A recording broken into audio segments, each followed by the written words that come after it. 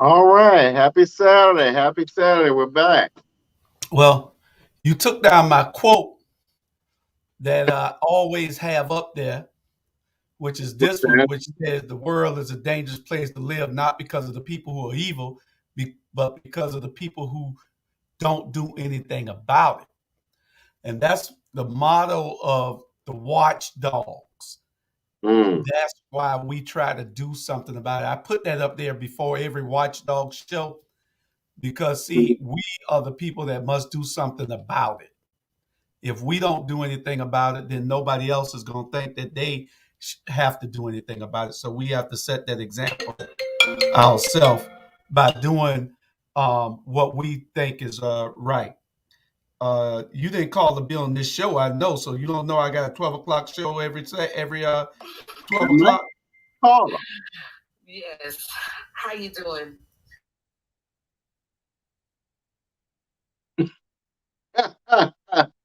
That might be the first caller. So, hey, it could be the person we're talking about today or the person that has prompted our topic today.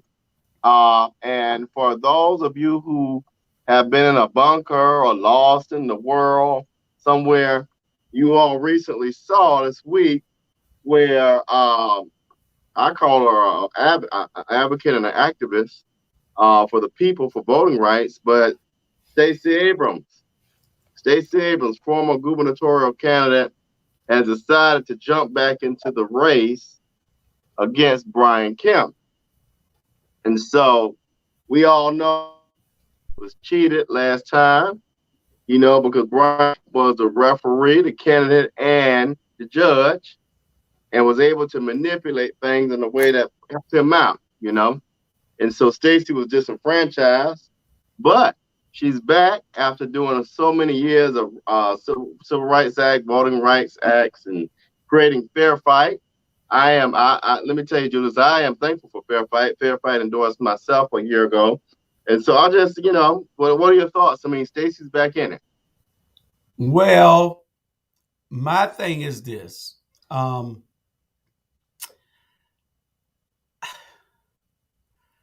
Stacey, she should have been got back in it. But Mm-hmm. Stacey then wasn't robbed by Kemp last time. Stacey was robbed by the people Mm. because if enough people had went to vote, then we wouldn't have had to worry about whether Kemp is the governor right now. Mm. If enough people went to vote.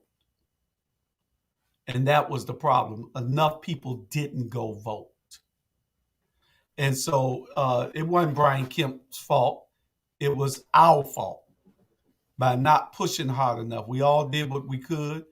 Uh, people have to understand how it works these days. It isn't the old way where you go pay the pastors these days like they used to in the old days. They used to go give the pastor a bucket of money. Now you have to get out and get the people who are connected in the communities because believe me, the pastors aren't connected in the community like they used to be back in the day. They don't give a damn about the community. So all they care about is what they collect in church on Sunday. So you need to get those people that are involved, those community leaders, and get with them and give them the money to do the work because that's how you're going to change things. Brother Teray, I will say that. Let me step back, Julius, because Amir, Jamal, I don't know what name we use today, but Brother Teray, I am in Miami, Florida, celebrating the 44th birthday of my cousin Michelle Bryant Gardner. And yes, it is December 4th. So Jay Jones, I'm a little pissed off at Jay Jones for not acknowledging Founders Day and Father's Day for the Omegas, really. Uh, but it is December 4th, as Jamal Trey saying we have a Founders Day luncheon. And so we wanted to acknowledge Happy Founders Day to the brothers of Alpha Phi Alpha. But Teray, I don't know why you're not. We're talking about some more, very serious issues here. We need you on here, Teray, to talk about Stacey Abrams. But you're right, Julius. I think you're right. It is always interesting that people want to um, as I started to talk about, kind of look at the Brian Kemp factor. But you're right. If we don't get out there in the numbers and vote, I think I've heard it before. We've got the numbers to beat a lot of these Republicans, specifically here in the Congressional District 1. We just don't get out to vote. I don't understand what that's about.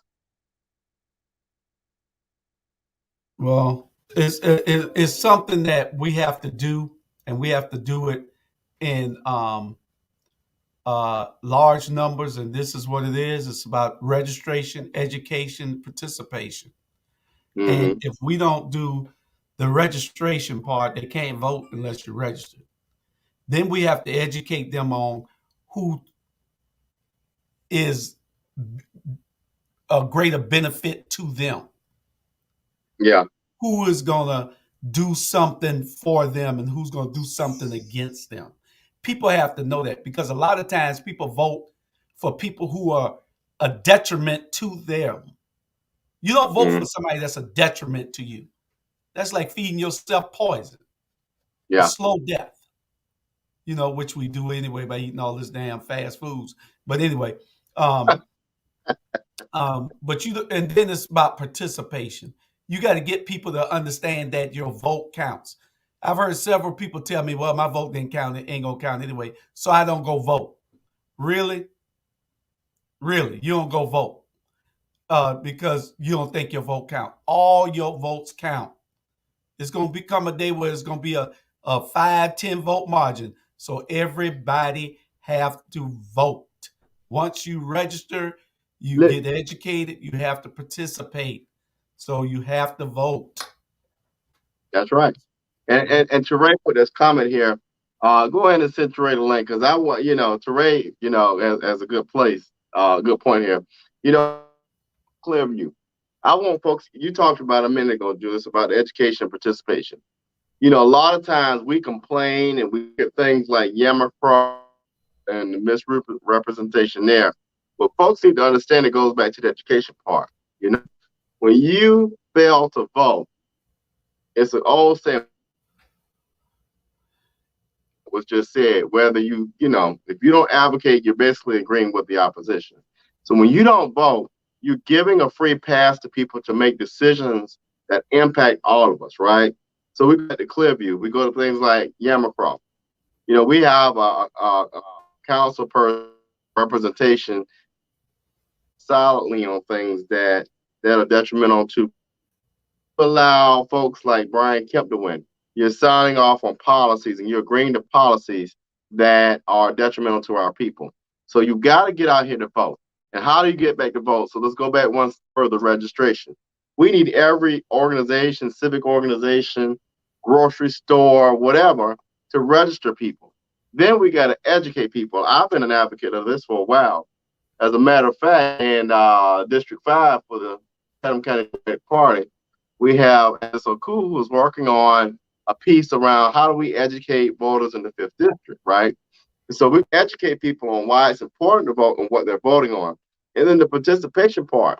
Now that you're registered, now that you know what's going on, it's up to you to get out there to the polls, whether that means getting there, however you get there, but you did have to participate. And so that's a component piece that, we've all play a role in making sure it happens.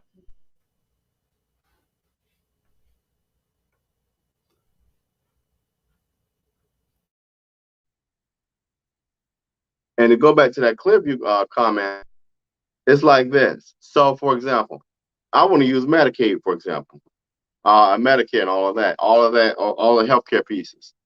You see that Senator Warnock has been a strong advocate to expand that healthcare piece for Georgia, where when we had Kelly Loeffler, she cared less about that. So if you did not go vote for Warnock, you were basically silently voting for Loeffler, right? And so you got to make sure we're putting in place things that will help you and your neighbor and your family advance.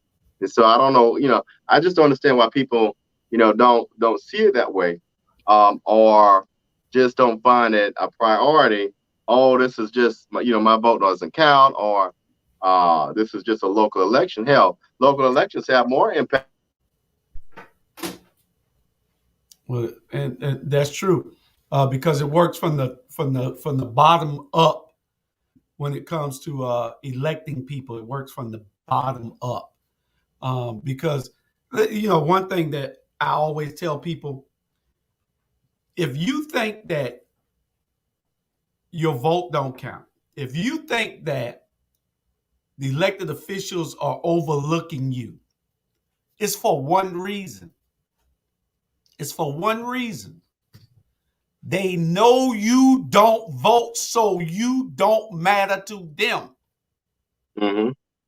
So stop complaining. Get out the way. Don't complain. If you don't vote, don't complain. Simple as that. That's it. So let me ask you, how well do you think Stacey could do? She's been out there doing the work. She's been in Virginia campaigning governor, and honestly, that might have hurt her political capital. She went to campaign for a Democratic governor who got slaughtered. So I don't know. Does she really have the political capital to pull it off? I think she has the political capital to pull it off, but Stacey is falling into this category of politicians that are unrelatable. She has everybody doing the work to push her, but she has to come and push herself. Damn, giving a great speech. Anybody can give a great speech. Right. She's very articulate, very approachable, but she has to come out and walk like everybody else. She has to come and knock on doors. Let the little person have a reason to be motivated to come vote for you. Just don't say, oh, Stacey was in town, but all you did was go see the bigwigs. Right. They ain't got but one vote, and they ain't trying to influence anybody because they lazy as hell. If you don't call those people on the ground floor and have a meeting with all of them, talk with all of them, the movers and the shakers, you just wasting your time. You ain't gonna never beat Brian Kemp. Get your fat butt up off that bus and walk. Hit some doors. Talk to some real people. You didn't have to go there now. I just keep it real. Shit. Now you're gonna have Dr. Hall come in here and get us all in trouble again this week. I know she's gonna say something in a minute anyway. She watching it. She on the way to a funeral. No, you're gonna have our funeral right here talking like that. Like that.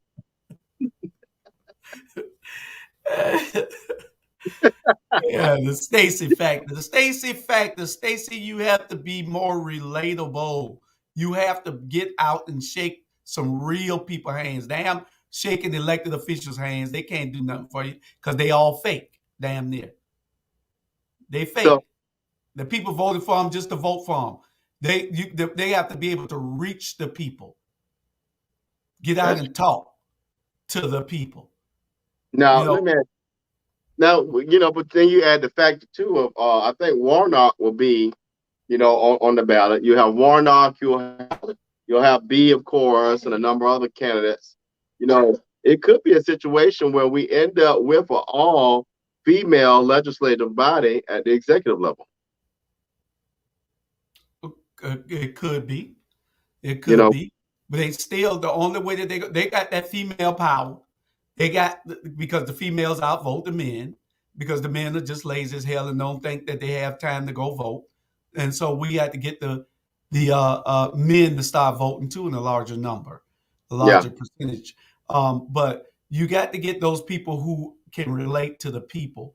Now, one thing I will take and say, and people will probably think I'm crazy, but you got people who do get out into the neighborhood, who are elected officials, who do it real well. You got the Alicia Miller Blakeleys, the Keisha Gibson Carters, you got the Bernetta Laniers, and you got the Van Johnsons. Van is every damn where. So You got to have politicians like that do go out. One thing I can say about Van, he go everywhere. He knows how to politic and get people behind him, even though he gonna leave them behind him. Mm. He ain't trying to pull them up on the side of him or in front of him. He gonna leave them behind him. But he does know how to politic.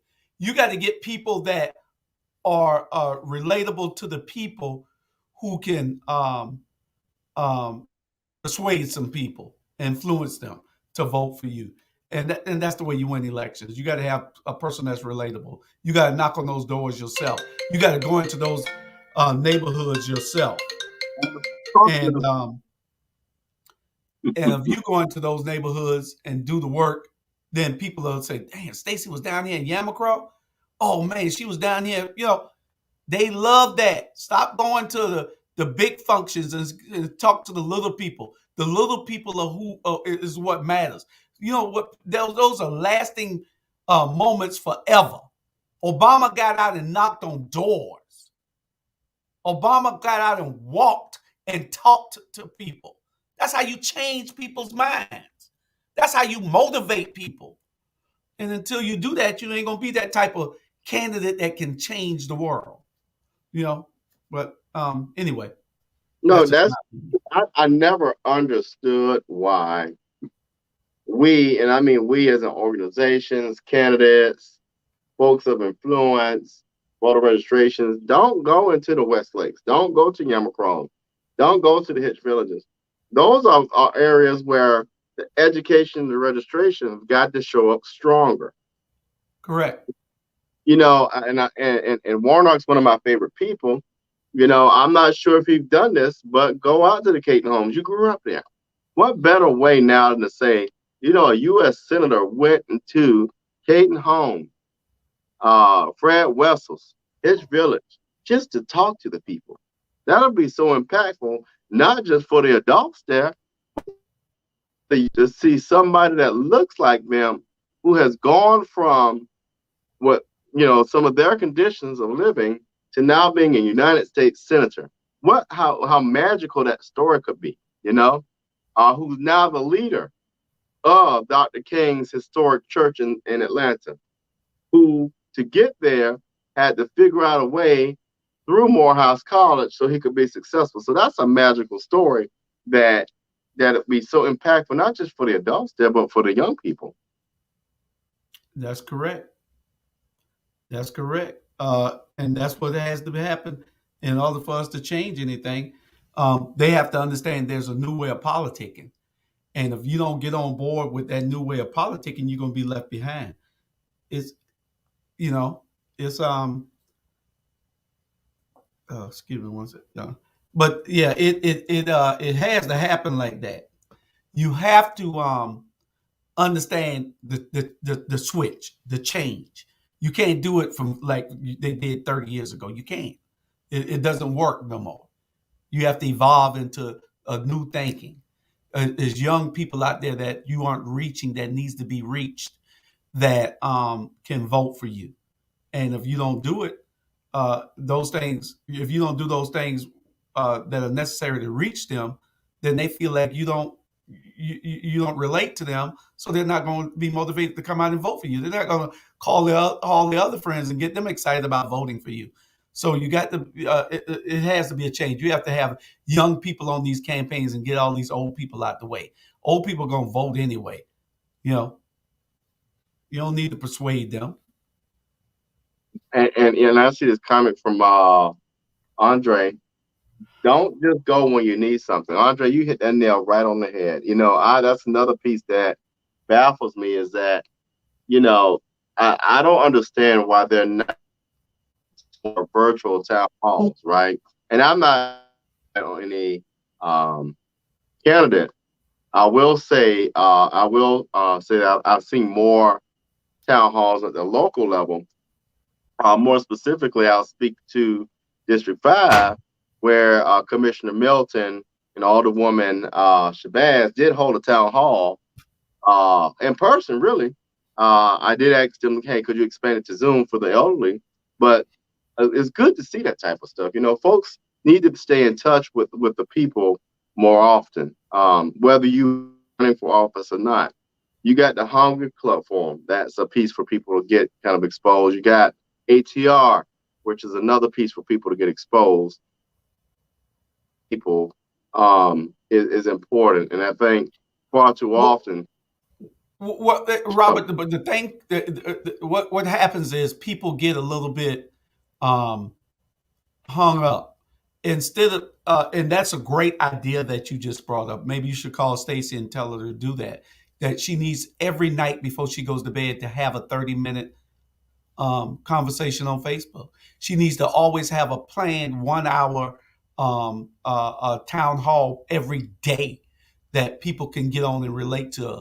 Appear on Roland Martin, get on every talk show that there is locally on Facebook and on all the other YouTube channels and everything. She needs to do that. But then when you have other people who know that we reach 38,000 people, 38,550 people a month on this platform. That's what we do. It was 29,000. It's 33,550. We went up 4,000 people.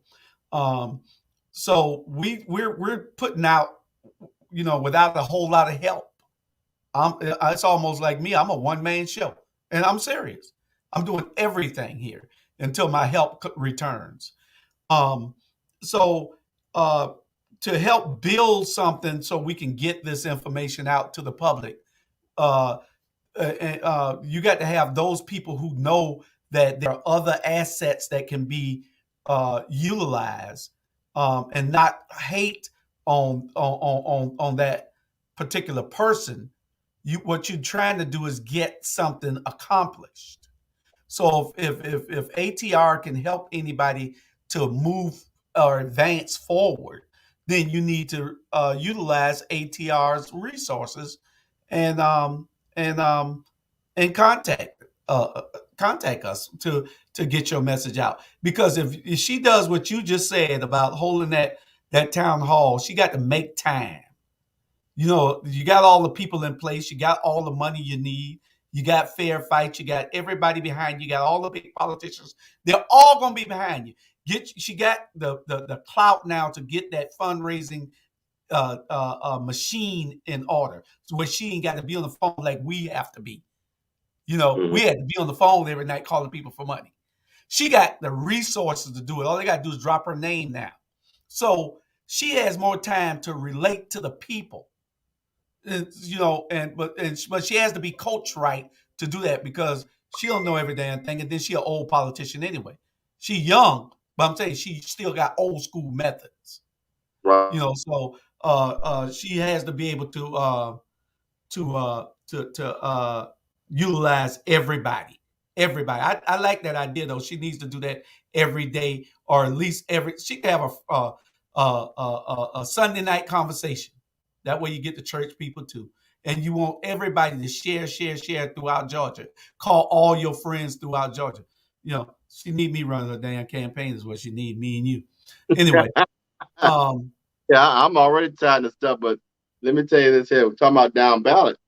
If the Democratic Party, and I always complain about this, if the Democratic Party of Georgia did this right, it could be a down ballot mechanism where not only do you have one person talking, you got multiple people talking in different areas and telling people to vote down ballot, even at the primary level.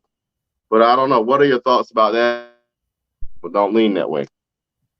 Well, one thing that you're going to notice, Robert, you're going to notice this here, and I've only seen one race so far where the Republicans have more than one person in it.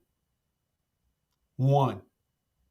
Mm-hmm. And that's the one against Warnock, because they trying to pick and choose who they're all jumping in, thinking that they can beat Warnock. But in all the other races, if you notice, there's only going to be one person running against the Democrats. The Democrats are going to bloody each other up until you ain't no more good. But I mean, everybody get in. If you think that you have something to offer and you want to serve, then get in. Don't let nobody stop you. Get in. But don't just jump up talking about you want to get in when you haven't done no work. It doesn't work that way. You just can't go to Burger King and order a Whopper and don't pay for Well, you can. it. You can order it, but they're not going to give it to you. Just like they're not going to give you anything if you don't come put the work in. Mm-hmm. You freezing again too. Oh, a little bit, but benefiting down ticket. You got a lot of people down ticket. That the commissioner, labor commissioner, our good friend Lester Jackson is in that, and we want to see Lester. He's our hometown boy, so we want to see Lester get where he should get. He's been serving in the state position for as a state rep and state senator for 22 years. So it's about time that he move on. Just like I told Van, you done outlived this seat. When me and Van were good friends. So you done outlived this seat. Move on up. That was when he was contemplating running for mayor. He and I had all those meetings, but he acted like we never did. But anyway.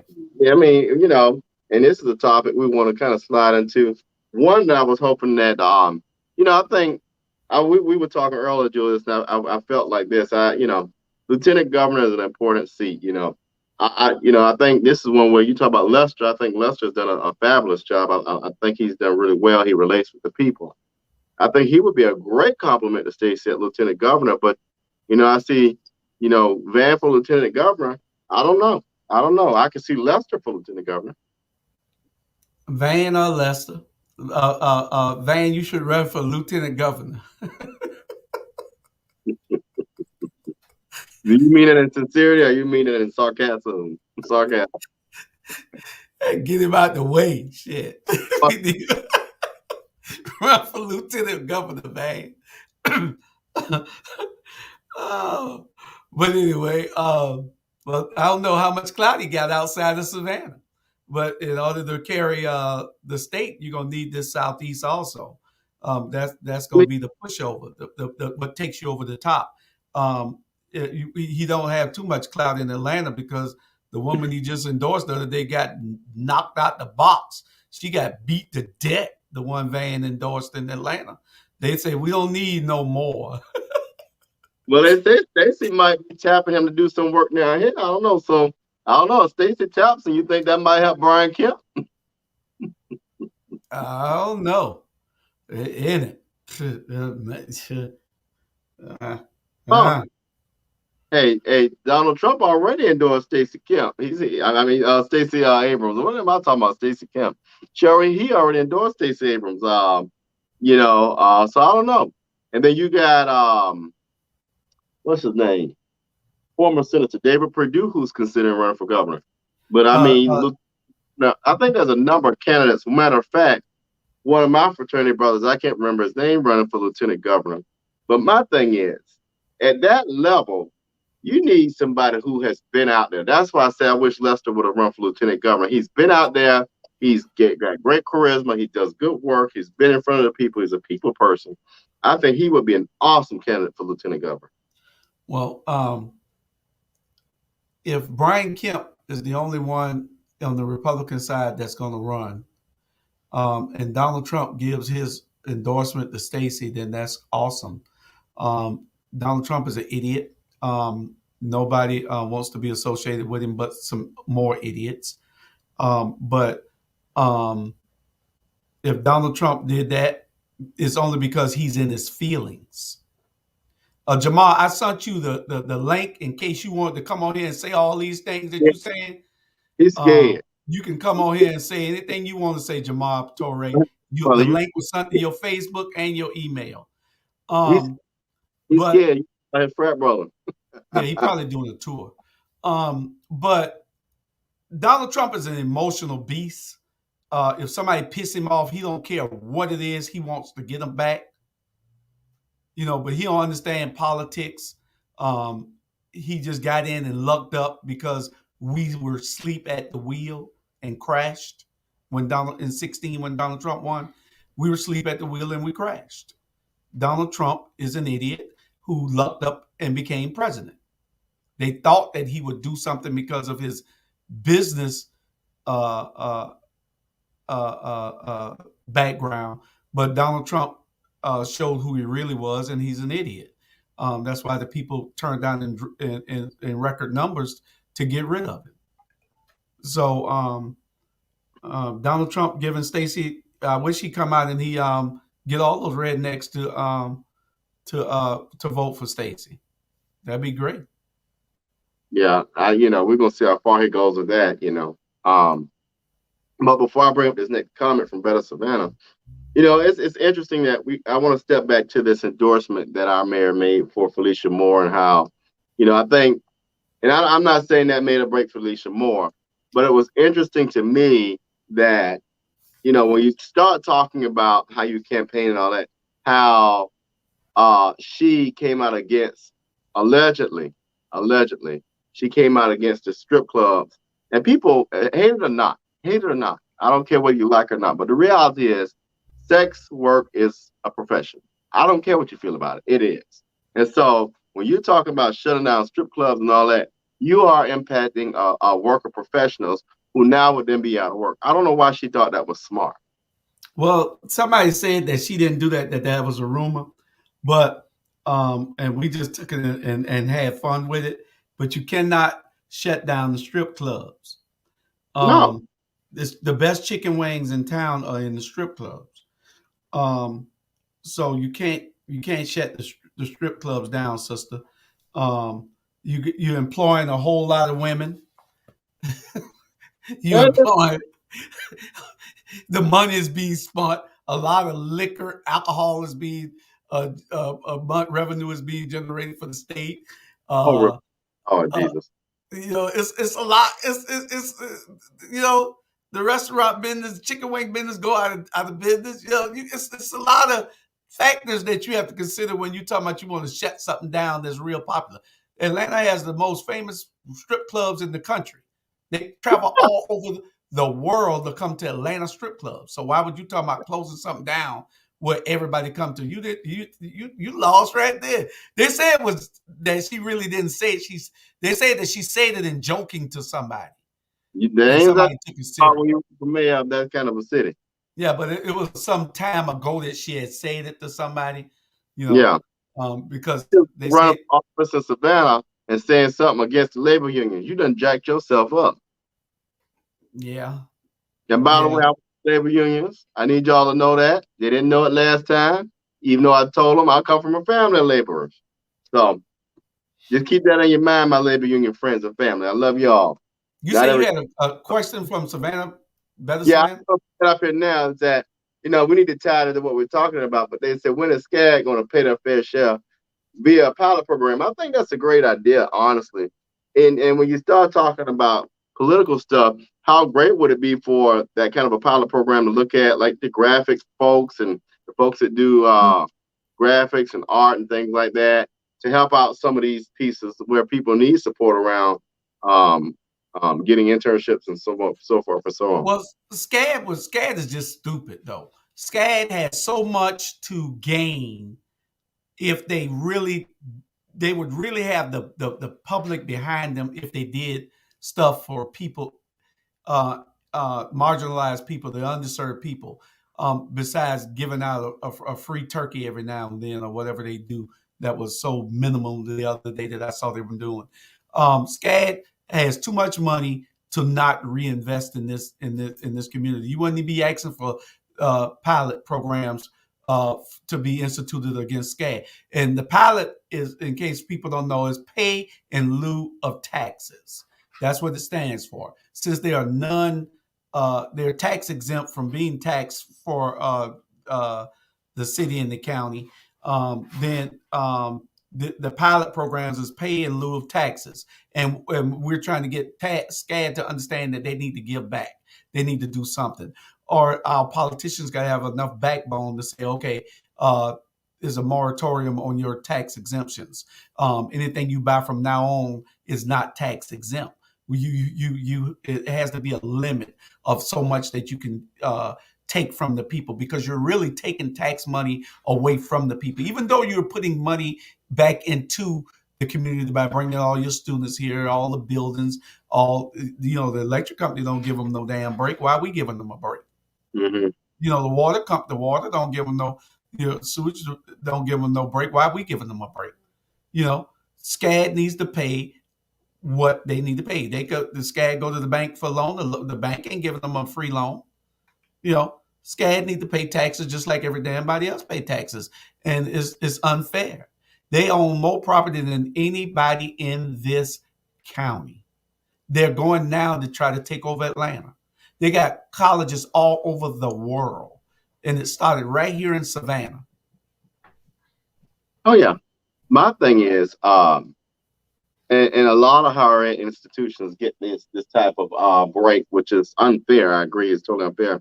What I would like to see SCAD do, and I think we have a leader in politics here in Savannah that loves public-private partnerships, so I've heard, is work with these nonprofits. In particular, I'm working with a client now who has a great idea for a nonprofit to help the homeless.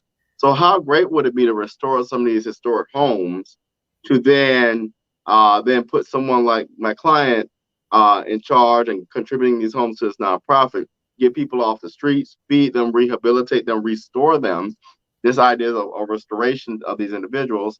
And that is a great way to give back to the community. You got the public-private partnerships.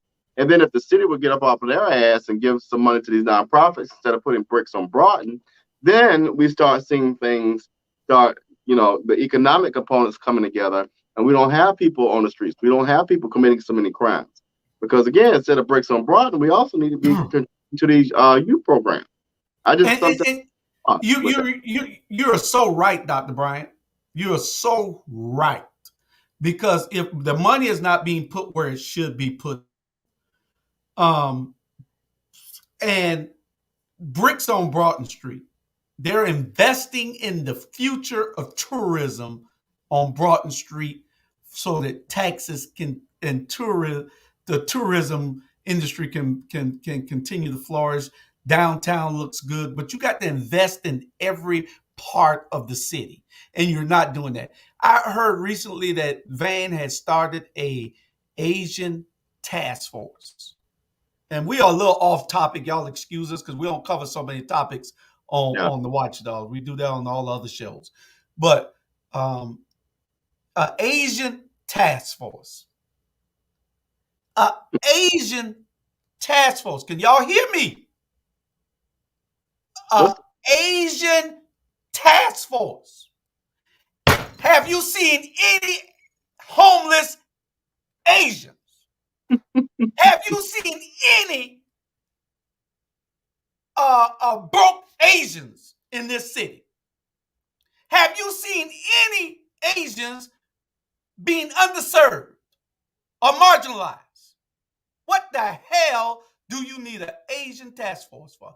That ain't nothing but another ad hoc campaign committee that he is starting to get everybody behind him because he's doing so much for everybody, but he ain't doing a damn thing for us. It's just cover.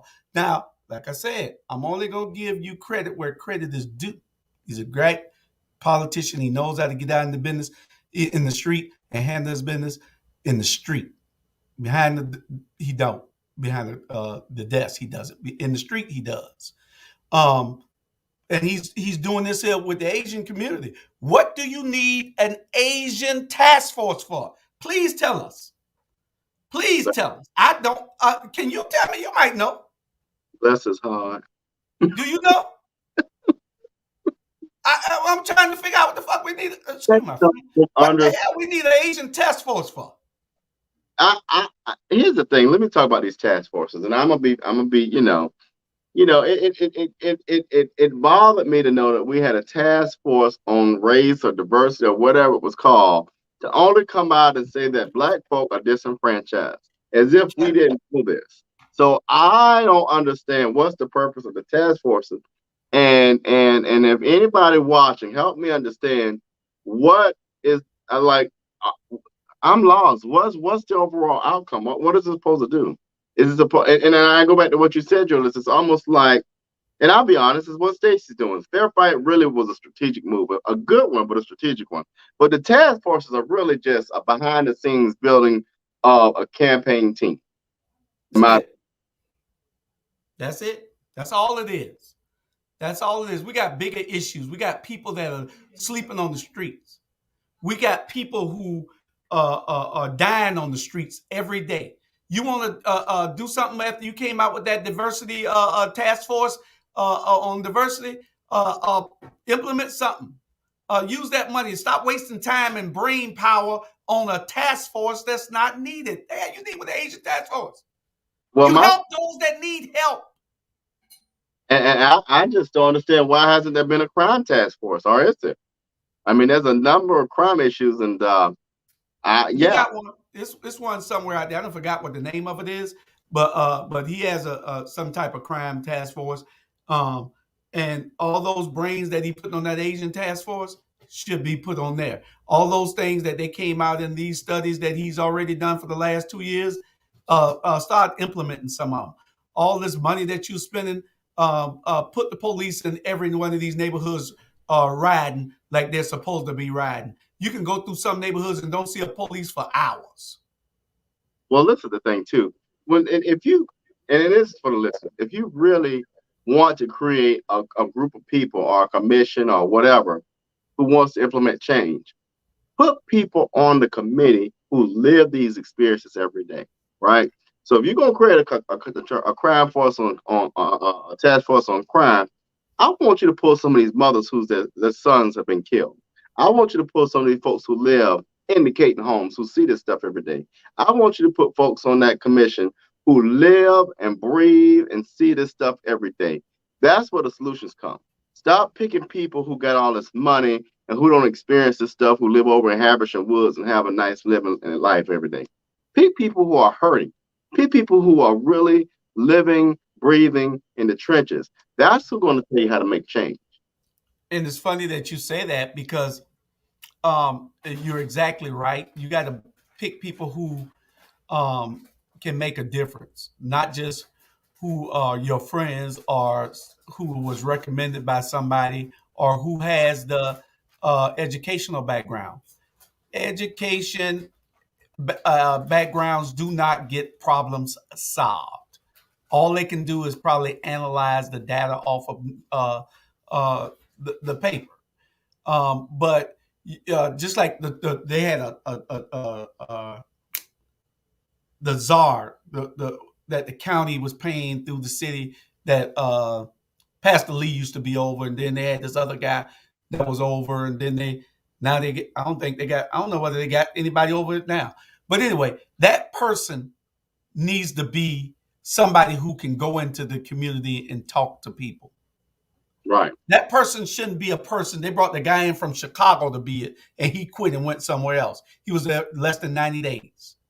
The guy out of Chicago. Remember him? They brought this guy in from Chicago.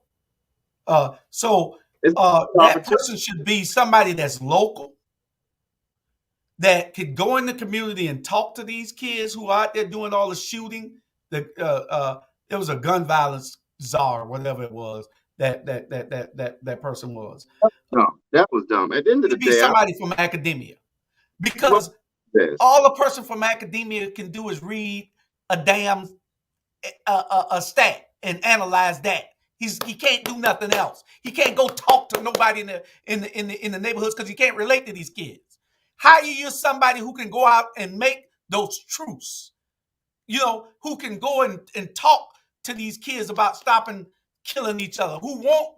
Somebody from the community that's committed, who done went through it, who can go and reach these kids. Other than that, you just wasting your time, and all you're doing is putting a bandage over an open wound that needs to be stitched. Well, my thing is, when it comes to the young people, and this ties into what we're talking about, you want people in office, at least I would like to see people in office who are not afraid to go out there and, like you say, have conversations with the young people, who are not afraid to say, you know what, common sense tells you, if you want to stop crime and you want to stop youth violence, you give them something to do. There's a bright idea. How about you open these community centers and make sure there are activities that resonate with these young people?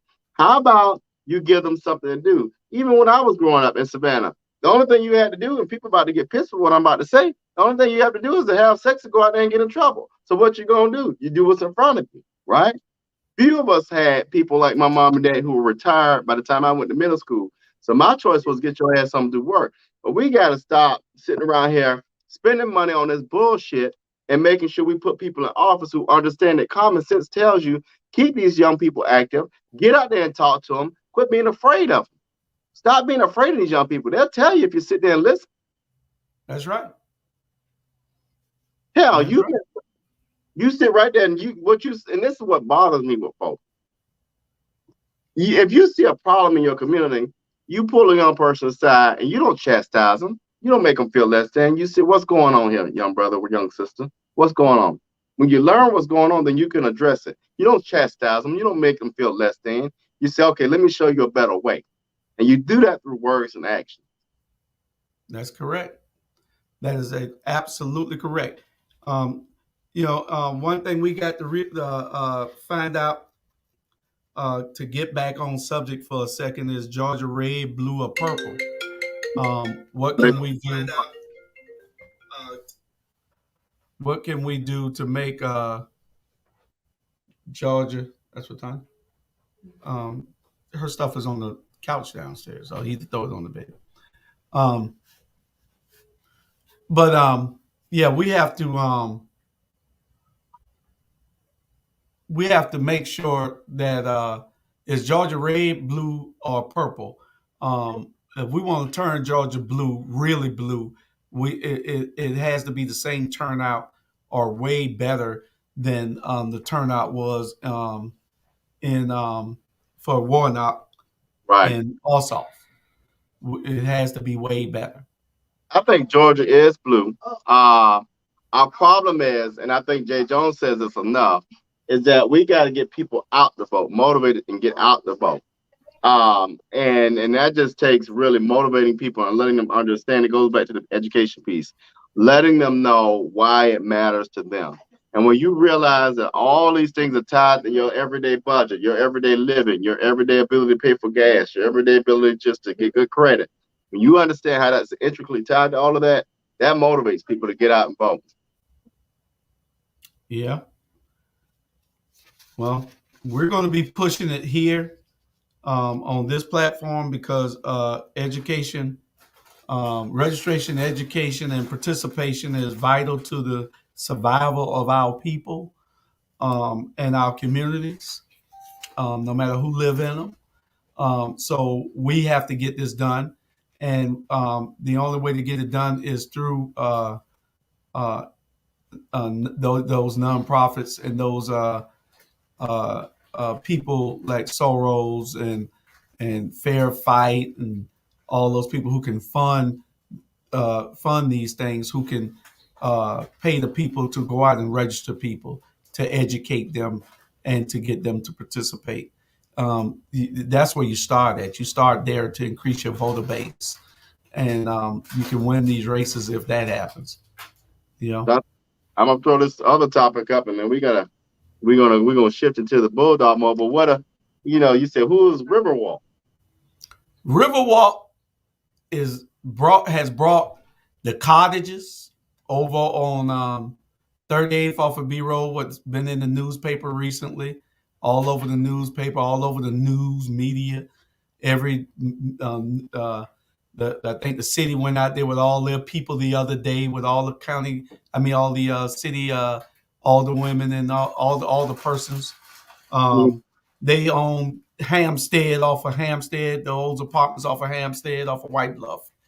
They own Presidential Plaza, the old Presidential Plaza. I heard SCAD brought the old Presidential Plaza. So is Riverwalk a dummy company for SCAD? It might be. It might be. There might be their little shelter. Yeah, because if these people get the cottages over there, you know how big the cottage is pretty big. Pretty nice area off of 38th and B Road over there. Well, here's my concern, and it goes back to SCAD, and again, it ties into the legislative pieces that we put in place by putting these folks in office. If they get the Oaks by Brandlewood, which is a whole different name now, People don't realize this. They're now bookending communities they want. So if you bookend that with what you got over there on Montgomery Street, you are now basically now encapsulating that whole fifth district. Yeah. So it's alarming. It's really alarming, and that's why, and folks in fifth district, I don't care who don't like it, but you better put an alderwoman, alder person, a commissioner, and a school board representative who give a shit about the communities. Excuse my language, but that's how passionate I feel about it. It's time out for putting people over there who nice and friendly and bump all that. Put and somebody selfish for the community. Yeah, it's time out for those selfish people, because you're right. Because when they book in on this end of the fifth and this end of the fifth, guess what they do then? They eat alive. They squeeze in. Gentrification coming, whether you like it or not, when they start booking from the north, south, east, and west. That's right. Because they got to close in. And it's a slow process that takes 30, 40 years. But the plan is already in process. It's in motion. Ain't nothing you can do about it once you let it happen. Especially when you got sellouts that's letting them do it. You got sellouts. I got a dad, 94 years old, who gets 4 or 5 calls a day, 4 to 5 calls a day to sell his house. Now, how rude is that?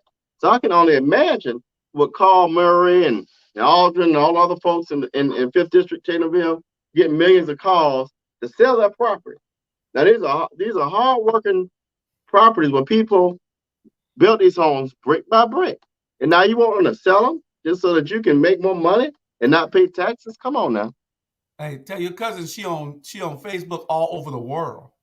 I told her that. She hard headed. Tell her you ain't just on no local thing. Tell her she being viewed all over the world. You hear that? She said she's a Sports Illustrated model, so it don't matter. Oh, okay. I just wanted to know in case she starts taking off clothes or something, she'll understand. Bad, so she said she's 44 and bad, so they gonna see you. Now it's my fault. Look, we'll keep it to an hour today, but to close it out, man. Hey, who's gonna win tonight? How many Bama fans we got? Go Bulldogs. Y'all see my Bulldog. Y'all see it. Bulldog. Listen. Bulldog. Yes, I got my good line brother of mine. We played Jaffa at Georgia Southern. Pastor Antoine Sharp in Hinesville. So I don't know what got Antoine Sharp, but he's a good brother, he's a good pastor. But I think tonight Kirby Smart is going to realize his dream. Well, you got to be ready for Alabama because Saban done studied, and he usually outplay his coaches. He usually outthink his coaches, the other coaches, his opponents. So you have to be ready for Saban because he's smart. You can't underestimate Alabama because they are a national power. Georgia just has a great team this year. Georgia had great teams the last 2 or 3 years. They let Alabama off the hook twice. That's right. So when you get Alabama, you got to beat them down and don't let up. All gas, no brakes. And that's what it's going to have to be today. That's the only way you can beat them. I think Jimbo had their number a few weeks ago. Auburn almost had their number with a brand new coach. So, I mean, if Kirby is smart, he'll go back to that tape, look at that. Like you said, though, regardless of what you saw, you better go full throttle for those 4 quarters. If you give them an inch, as Auburn saw it, Auburn gave them an inch, and that joker took 5 miles and went warm loose in the last in overtime. Yeah. Now that's called good coaching. So I think tonight, if they focus, they gotta be focused. They gotta remove emotion, and they gotta stay committed and to attacking the day. If they do that, they'll be fine. Well, let's hope that they do. Just remember, people, the reason that you don't matter when you think that you should is because you don't vote. That's and it. If you don't vote, you don't matter. That's right. I think you influence. Got to influence other people. That's true. I mean, and when you said that, it made me think about, and I tell people this all the time. If you think voting is unimportant, I want you to go do this today. Go to YouTube, and I want you to type in Blood Sunday and see what that happened, what that looked like. I want you to go listen to John Lewis, who talks about his skull being broken, not bruised, not a knee scrape, his skull being broken. Think about how hard somebody had to hit that man in the head to break his skull just so you could go make a choice on your representation. If that don't motivate you enough, I don't know what will. So think about. Well, we're covering Stacey on Wednesday. We're going to be covering SCAD with the pilot program, and whether we need some representatives with some backbone to make them start paying taxes, whether we have to do whatever has to be done to get this thing done, with them paying some type of taxes in lieu of payments in lieu of taxes. And we're going to be covering the gentrification. All the topics we covered here, we'll cover them. We have a lot of other people with voices giving voice to it on Wednesday and the rest of the week and the rest of the month. But we got some important elections coming up. Stacey's in the race, so y'all get ready and let's see where we go at from there. Hopefully everybody can get motivated and want to know that we want to get Brian Kemp out. And whether Trump likes Stacey or not doesn't matter. Let's do what we got to do. That's it. And we're going to be out of here. But before we did, we'd be remiss not to give a shout out to ATR family member Tiffany. Tiffany Taylor, you know, she brought in a newborn last Saturday, I want to say. So we congratulate her on that. On the same token, she also lost her grandmother, who I've known for a while as well. So we give, they're burying her today. As a matter of fact, the funeral just started. We send Tiffany and her family our prayers and love, and just make sure you stay covered in prayer. Also, our good brother Matthew Southall Brown Jr. He's burying his father, Matthew Southall Brown Sr., and we want to give a shout out to them. And my wife traveling to bury her uncle in Vidalia. So y'all stay prayerful. That's because it. God is able when the devil is busy. Right. And we're going to go from there. And we'll see y'all on Wednesday for more conversation. But y'all tune in Monday to, I think, our next show Monday. Candidly Keisha. Tuesday with Ferrante. Frazier with Natural as a F. And Wednesday with the Rabble and Tell It Like Run to That with Dr. Jamar Torre. Thursday we got Taking the Journey Together with the Butts, Kelvin and Craig and Sharon. And Friday, you know, we got 4 or 5 shows on Friday. Yeah. And Saturday back here with the Watchdogs. We got 10, 11 shows now. We got 5 or 6 starting. I keep telling y'all they're starting, but I've just been so busy that I can't do it all by myself. I need help. So we're going to get it done, though. All right. All right. Well, I'm about to go with the birthday girl. We're going to eat. Y'all have a great day, and we'll see you next week. And watch the Bulldogs. That's it. All right now.